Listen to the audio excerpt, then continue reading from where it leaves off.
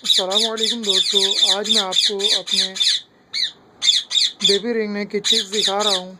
ये जो आप देख रहे हैं ये चिक्स तकरीबन 2 मंथ्स से ऊपर के हो चुके हैं, यानी कि तकरीबन 2 महीने 2 हफ्ते या 1.5 हफ्ते होंगे।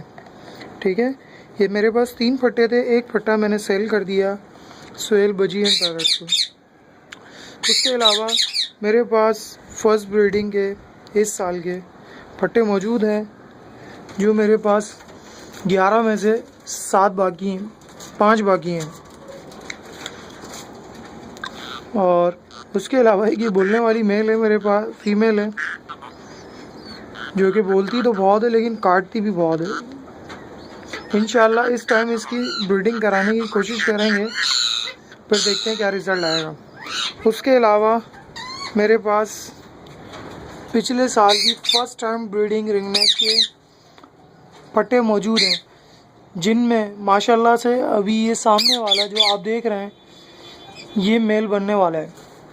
अभी इसकी इन सब की एज तकरीबन 18 मंथ्स के करीब है। इंशाल्लाह आने वाले वक्त में जैसे जैसे प्रोग्रेस आएगी या इनमें मेल फीमेल डिफरेंस आ जाएगा मुकम्मल, तो मैं आपको वाज़ेह करूँगा कि अभी मेरे पास ये तीन टाइप्स के बेबीज़ हैं।